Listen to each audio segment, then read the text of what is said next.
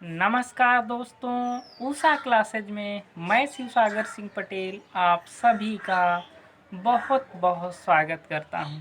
साथियों, आज के इस वीडियो में मैं आपको पढ़ाने जा रहा हूं डीएलएड तृतीय सेमेस्टर के गणित के ऑब्जेक्टिव टाइप महत्वपूर्ण प्रश्नों के बारे में, जो आपकी आने वाली परीक्षा में बहुत ही ज़्यादा महत्वपूर्ण साबित होंगे। तो अधिक समय न लेते हुए मैं इस वीडियो को शुरू करता हूं और बताता हूं मित्रों, इसका जो पहला प्रश्न है वो क्या कहता है। देखिए, कहता है कि 80 पैसे और 4 रुपए का अनुपात है। हम मित्रों सवाल को हल करने से पहले उसे हम ध्यान से देखते हैं। यहाँ है 80 पैसे और यहाँ है 4 रुपए। तो जब तक ये दोनों एक यूनिट में नहीं हो जाते तब तक हम इसे अनुपात में नहीं बदल सकते। बताइए, नहीं बदल सकते। देखिए, अब बताइए, ये है 80 पैसे, है ना, अनुपाते ये है 4 रुपए। ठीक है। अब देखिए, ये तो 80 पैसे है और ये है 4 रुपए। अब आपको पता है 1 रुपया में कितने पैसा होता है, बताइए। 1 रुपये में कितने पैसा होता है? 1 रुपया में 100 पैसा होता है। बताइए, 1 रुपया में 100 पैसा होता है कि नहीं? तो 4 रुपया में कितने पैसा होंगे? 4 गुणे 100। अब दोनों पैसे में बन गया 80 पैसे अनुपाते क्या हो जाएगा? देखिए, ये क्या हो गया मित्रों? 80 पैसे अनुपाते 400 पैसे। सही है। अब दोनों पैसे में है। अब आप इसे आसानी से क्या कर सकते हैं? काट सकते हैं। देखिए, एक जीरो से आपने एक जीरो काट दिया। सही है। उसके बाद देखिए मित्रों, 8 एक अन्नम 8 और 8 पंचे 40, यानी क्या आया मित्रों? 1:5। क्या आया मित्रों? 1:5। यानी आपसे अगर 80 पैसे और 4 रुपए का अनुपात पूछेगा तो आप क्या बताएंगे? 1:5 होगा। ठीक है मित्रों, समझ में आया? चलिए, अब हम देखते हैं अगले प्रश्न को। देखिए मित्रों, इसका दूसरा प्रश्न क्या कहता है? इसका जो दूसरा प्रश्न है वो कहता है 16 और 49 का मध्यानुपाती क्या होगा? मध्यानुपाती, इसका मतलब ये कह रहा है कि जो इनके दोनों के बीच का अनुपात है वो क्या होगा। सही है, यही कहता है। चलिए, इसको देखिए, 16 और 49 का मध्यानुपाती, इसका मतलब ये हो गया कि 16 अनुपाते भी नहीं दिया है ना, समान अनुपात भी नहीं दिया, अनुपात कितना दिया है मित्रों? 49 दिया है। यही तो दिया है। इसका मतलब कि मध्यानुपाती का मतलब ये आप यहाँ क्या मान लीजिए? यक्स। आपने पढ़ा होगा कि मध्यानुपाती बराबर बाह्य अनुपाती, यही होता है। मध्यानुपाती का गुणनफल बराबर बाह्य अनुपाती का गुणनफल। तो मध्यानुपाती इसका पूछ रहा है और मध्यानुपाती कुछ दिया नहीं था। हमने मान लिया कि जो मध्यानुपाती है वो क्या है? यक्स है। ठीक है, जो मध्यानुपाती है वो क्या है? यक्स है।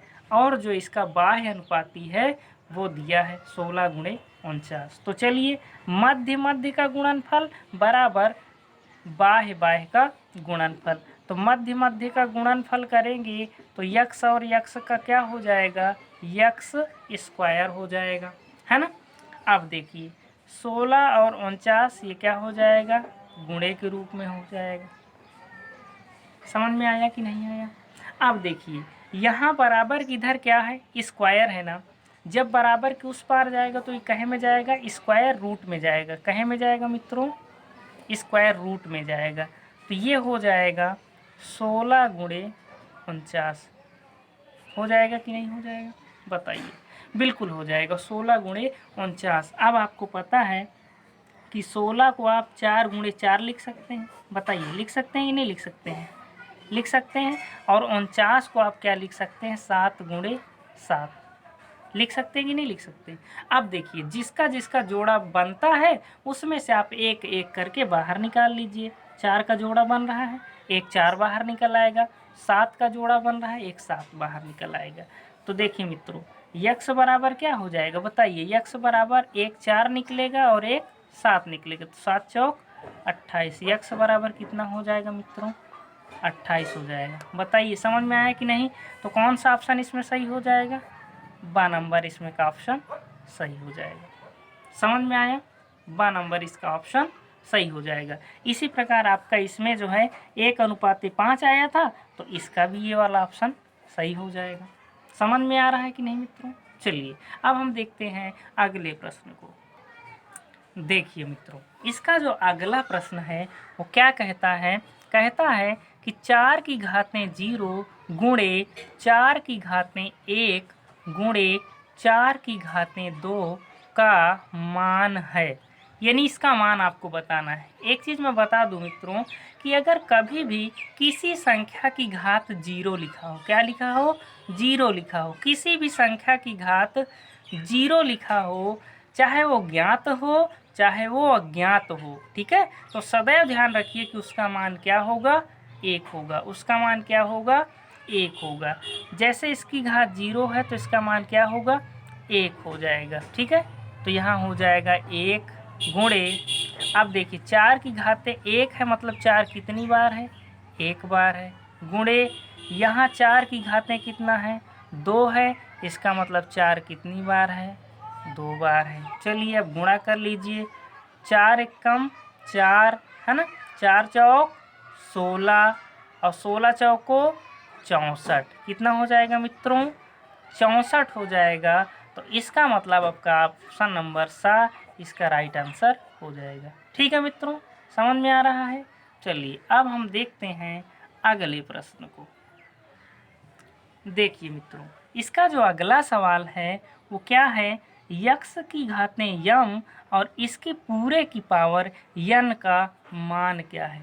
हमेशा ध्यान रखिए, कभी भी सवाल में यदि ऐसे आ जाए, ऐसे कुछ भी आ जाए, तो हमेशा ध्यान रखिए घातों का आपस में क्या कर लीजिए, गुणा कर लीजिए। घातों का आपस में क्या करेंगे, गुणा कर लेंगे। तो इसी प्रकार जैसे ये हो जाता 2 की घातें 2 तिहाई 6, समझ में आया।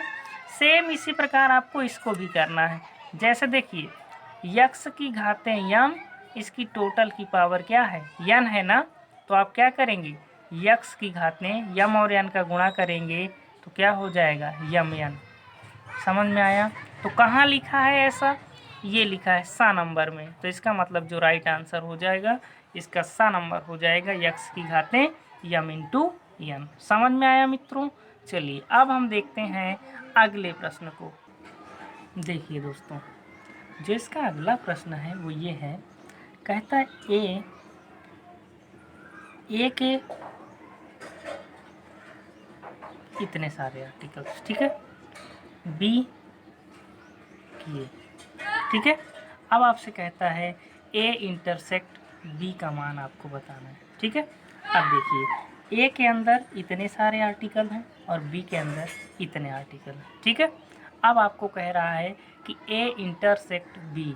देखिए इंटरसेक्ट का मतलब क्या होता है मैं आपको बता दूं। ए बराबर, पहले आप लिख लीजिए क्या दिया है, ए बी सी और डी। बी बराबर क्या दिया, एक्स वाई और ए, ठीक है, यही है ना।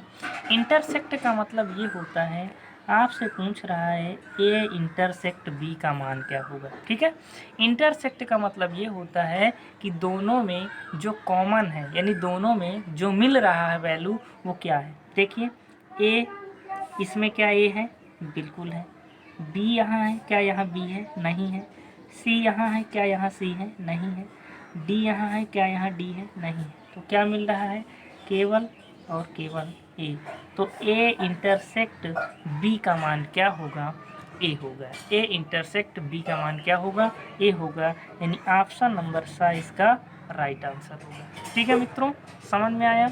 अब हम देखते हैं अगले प्रश्न को। देखिए साथियों, अगला जो प्रश्न है क्या कहता है, आंकड़ों की 3, 4, 7, 9, 10, 13, 15, यानी इसकी आपको क्या बताना है, मध्यिका बताना है। क्या बताना है, मध्यिका बताना है। आप पहले इसे आप लिख लीजिए, 3, 4, 7, 9, 10, 13 और 15। पहले ये देखिए आप, क्या ये आरोही क्रम में लिखी है? आरोही मतलब बढ़ते हुए क्रम में। 3 फिर 4 फिर 7 फिर 9 फिर 10 फिर 13 फिर 15 सही लिखी है। यानी ये लिखी काहे में है?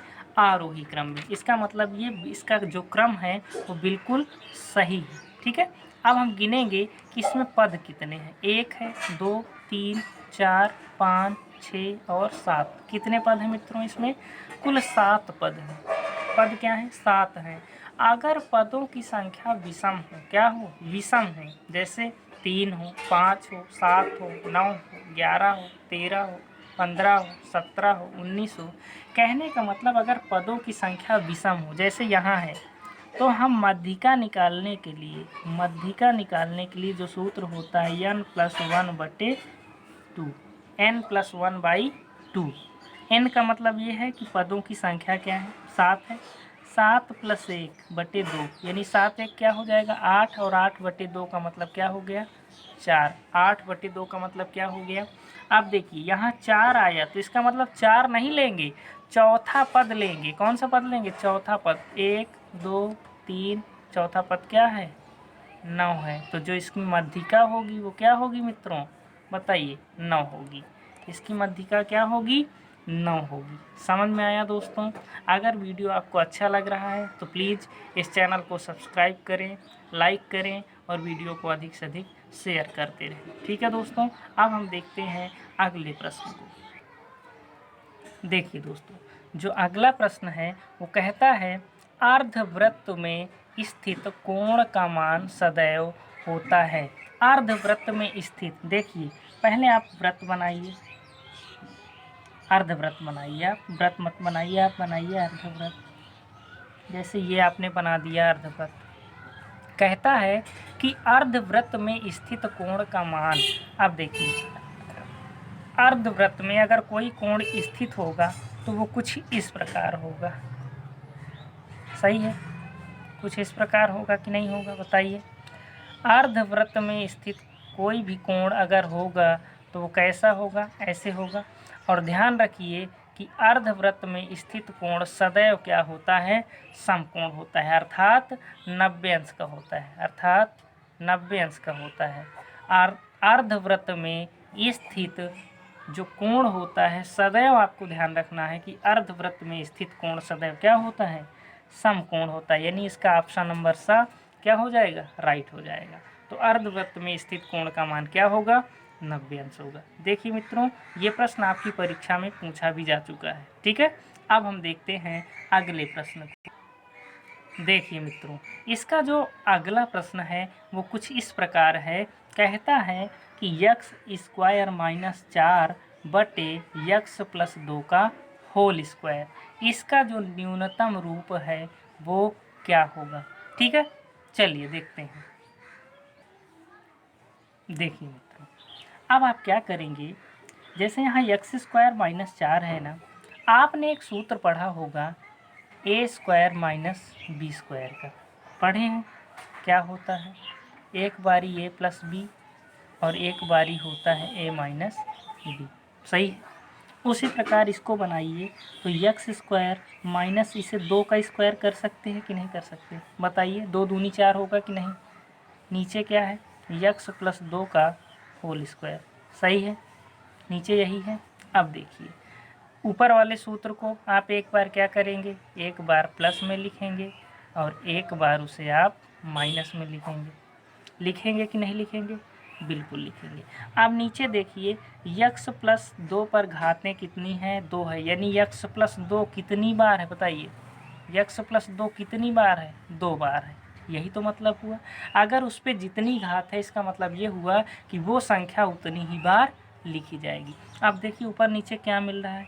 x+2 मिल रहा है, कट गया। क्या बचा मित्रों? x - 2 बटे x+2। कहाँ मिल रहा है? कौन सा ऑप्शन मिल रहा है? देखिए x - 2 बटे x+2 मिल रहा है। यानी ऑप्शन नंबर 22 का राइट आंसर हो जाएगा। समझ में आया मित्रों? कैसा लगा आपको ये वीडियो?